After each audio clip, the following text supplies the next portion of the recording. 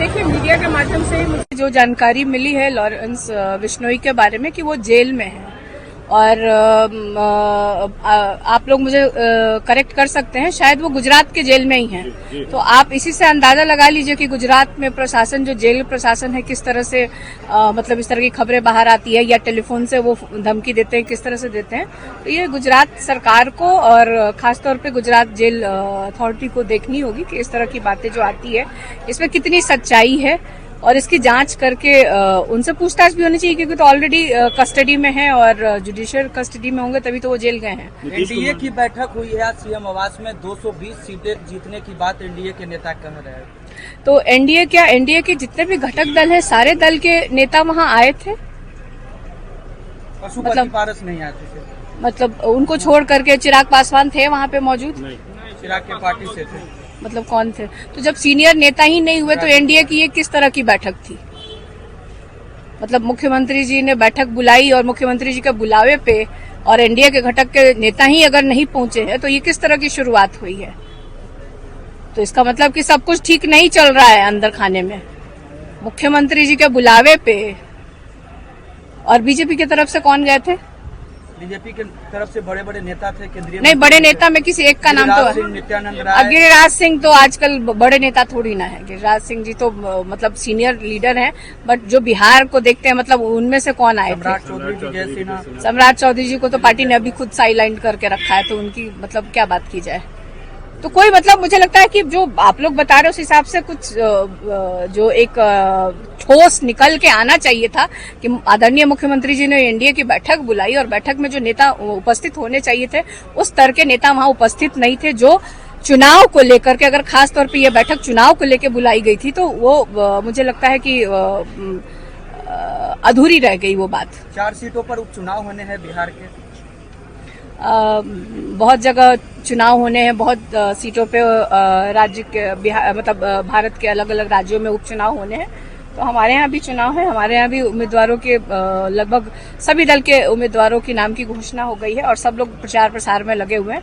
और मैं आपको बता देना चाहती हूँ कि हम लोग जनता के मुद्दों को लेकर के जा रहे हैं। हम लोग बिहार के विकास की बात कर रहे हैं, हम लोग बिहार में बेरोजगारी दूर करने की बात कर रहे हैं, हम बिहार में फैक्ट्री लगाने की बात कर रहे हैं।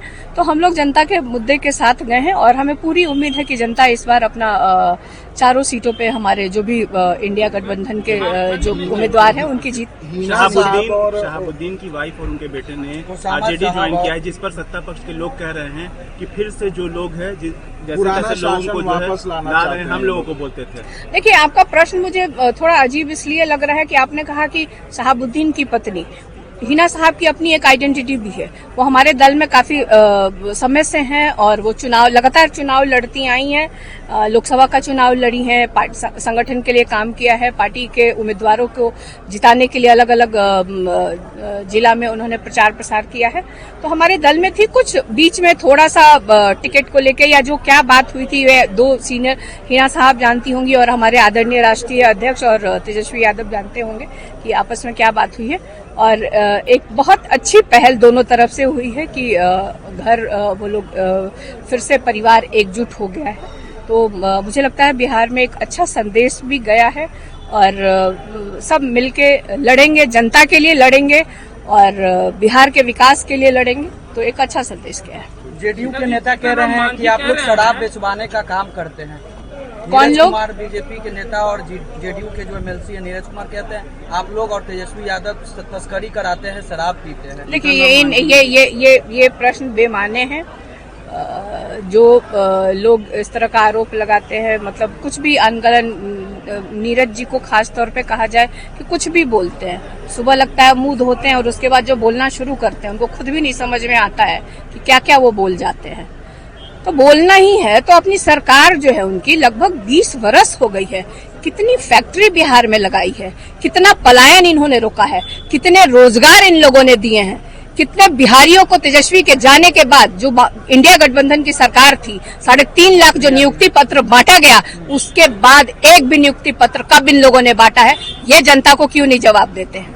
तो ये जवाब देना चाहिए। जब जनता से जुड़े हुए जो मामले हैं उस पर ये लोग भाग जाते हैं। अभी केंद्र में सरकार है, बिना मांगे मिलना चाहिए था। आप कोई भी आप साउथ की कंट्रीज मतलब राज्यों को देख लीजिए, आप तमिलनाडु को देख लीजिए, आप हैदराबाद को देख लीजिए, किस तरह से डेवलपमेंट हो रहा है। आप देखिए गिरिराज सिंह जी कपड़ा मंत्री है ना, कपड़ा मंत्री बहुत कम लोग जानता होगा, लेकिन आपके चैनल के माध्यम से अपने बिहार वासियों को सबको बता दे कि वो है। लेकिन वो कपड़ा मंत्रालय को छोड़ करके आजकल क्या भाषण दे रहे हैं, किस तरह की भाषा का प्रयोग कर रहे हैं, क्या संदेश देना चाहते हैं। मतलब आपके बच्चे नौकरी करें और दूसरे के बच्चे कोई घूम रहा उसको चाटा मारे हैं, ये शिक्षा दे रहे हैं। इतने सीनियर नेता होकर के इस तरह की शिक्षा दे रहे हैं। ने कहा कि अररिया में रहना हिंदू बनकर रहना पड़ेगा, तो क्या लगता है भड़काऊ बयान दे रही है? देखिए ये जब चुनाव आता है, जब क्योंकि कोई इनसे सवाल नहीं पूछे ना कि आखिर आपकी डबल इंजन की जो 20 साल से सरकार है बिहार में, तो जनता उनसे सवाल ना पूछे, इसलिए ये लोग इस तरह की बात करते हैं।